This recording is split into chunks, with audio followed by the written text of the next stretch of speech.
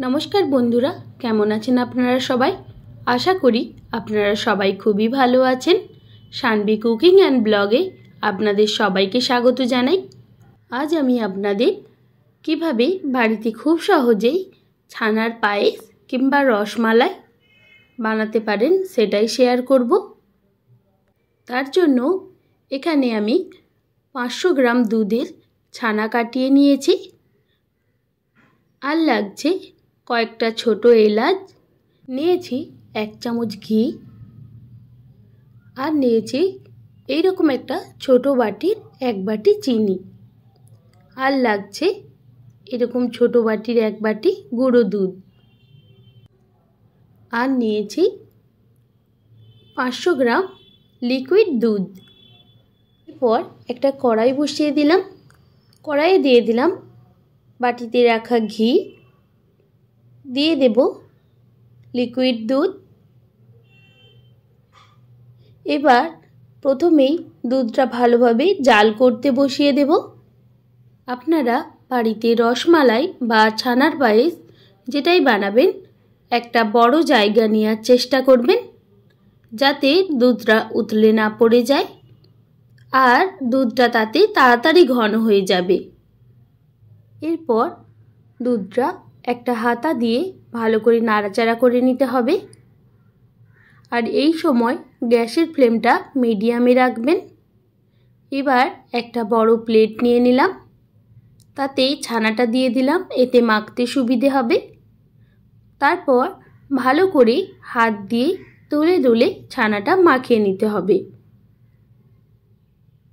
আমার এখানে ছানাটা মাখতে 5 থেকে 6 মিনিট সময় লেগেছিল। বেশিক্ষণ মাখার প্রয়োজন নেই। যখন দেখবেন ছানাটা মাখতে মাখতে একটা সফট ডোয়ের মতো হয়ে আসছে, তাহলেই বুঝে নিতে হবে ছানাটা মাখানো হয়ে গেছে। দেখুন ছানাটা মাখানো হয়ে গেছে। এবার আমি হাত দিয়ে এইরকম ছোট ছোট বল মতো গড়ে নিচ্ছি। আপনারা আপনাদের পছন্দ মতো যে কোনো শেপ দিতে পারেন। আর বাড়িতে যদি ছানা কাটান বা বাইরে থেকেও কিনে নিয়ে আসেন, ছানাটা বাড়িতে এসে ভালোভাবে ধুয়ে নেবেন, যাতে ছানা কাটানোর জন্য যে টক ভিনিগার কিংবা লেবু ব্যবহার করা হয় সেটা জলের সঙ্গে ধুয়ে যায়। দুধে ফোটানোর সময় যাতে দুধটা না কেটে যায়।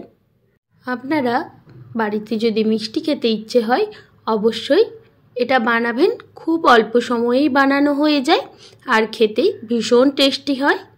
কিংবা এটা বানিয়ে আপনারা বাড়ির ঠাকুরকেও দেখাতে পারেন। ভগবান কৃষ্ণের কিন্তু ভীষণ প্রিয়। ছানার বলগুলো সব রেডি হয়ে গেছে। এবার দুধটা যে জাল করতে বসিয়েছিলাম সেটা দেখে নিতে হবে। দুধটা হালকা নাড়াচাড়া করে একটা গ্লাসে কিছুটা পরিমাণে দুধ তুলে নিলাম, তাতে আমুলের গুঁড়ো দুধটা রেডি করে নেব। আপনাদের কাছে যদি গুঁড়ো দুধ না থাকে লিকুইড দুধেও বানাতে পারেন। দুধটা ফেটানো হয়ে গেছে। এবার কড়ার মধ্যে ঢেলে দেব। এটা আপনারা বাড়ির বেঁচে যাওয়া দুধ থেকে ছানা কাটিয়ে বানাতে পারেন। এরপর দিয়ে দিলাম বাটিতে রাখা চিনি। চিনির পরিমাণটা আপনারা কম বেশি করে নিতে পারেন। যদি অল্প মিষ্টি খান তাহলে মিষ্টির পরিমাণটা কমিয়ে দেবেন।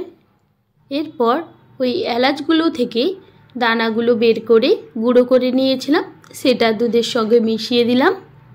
এবার গ্যাসের ফ্লেমটা একদম লোতে করে দেব। এবার একে একে ছানার বলগুলো সব দুধের মধ্যে দিয়ে দেব।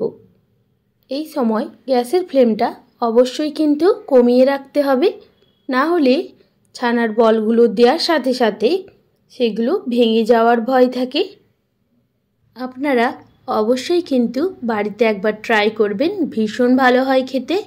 বাড়ির বাচ্চা থেকে বড় সবাই খেতে ভীষণ পছন্দ করবে। আর এটা খুবই কম উপকরণে বানানো হয়ে যায়, যেই উপকরণগুলো আমাদের বাড়িতেই থাকে। কথা বলতে বলতে সব ছানার বলগুলো দেয়া হয়ে গেছে। এই সময় একদমই নাড়াচাড়া করবেন না, তাহলে ছানার বলগুলো ভেঙে যাবে। এইভাবে 2 মিনিট মতো রাখার পর গ্যাসের ফ্লেমটা একটু বাড়িয়ে দিলাম। এইভাবে 5 থেকে 7 মিনিট ফুটিয়ে নিলেই ছানার পায়েস কিংবা রসমালাই যেটাই বলুন রেডি হয়ে যাবে। দেখুন ছানার বলগুলো অনেকটাই বড় বড় হয়ে গেছে আর দুধটাও ঘন হতে শুরু হয়েছে। ছানার পায়েস কিংবা রসমালাই যেটাই বলুন রেডি হয়ে গেছে। এবার গ্যাসের ফ্লেমটা বন্ধ করে দিলাম। এবার একটা প্লেটে আপনাদেরকে সার্ভ করে দেখিয়ে দেব কেমন হয়েছে। এইভাবে আপনারা বাড়িতে অবশ্যই ট্রাই করবেন আর জানাবেন কেমন হয়েছে। আর আমার রেসিপিগুলি যদি আপনাদের ভালো লেগে থাকে একটা লাইক, কমেন্ট, পারলে শেয়ার করে দেবেন। আর আমার চ্যানেলটি সাবস্ক্রাইব করে আমার পাশে থাকবেন। আর বেল আইকনটাও অবশ্যই প্রেস করে দেবেন যাতে নোটিফিকেশন আপনাদের কাছে সবার প্রথমে পৌঁছে যায়। আর যদি নতুন বন্ধু কোনো আমার এই ভিডিওটি দেখে থাকে তাহলে অবশ্যই চ্যানেলটি সাবস্ক্রাইব করে পাশে থাকবেন। রসমালাই একটা প্লেটে সার্ভ করা হয়ে গেছে। এখানে আপনারা চাইলে কুচনো বাদাম আর কেশর ছড়িয়েও সার্ভ করতে পারেন। আমার এখানে সেটার প্রয়োজন বলে মনে হলো না, তাই দিলাম না। এটা খেতে এমনিতেই দুর্দান্ত হয়। আপনারা সবাই খুব ভালো থাকবেন, সুস্থ থাকবেন। আপনাদের মহামূল্যবান সময় এতক্ষণ আমার সঙ্গে থাকার জন্য আপনাদের সবাইকে অনেক ধন্যবাদ।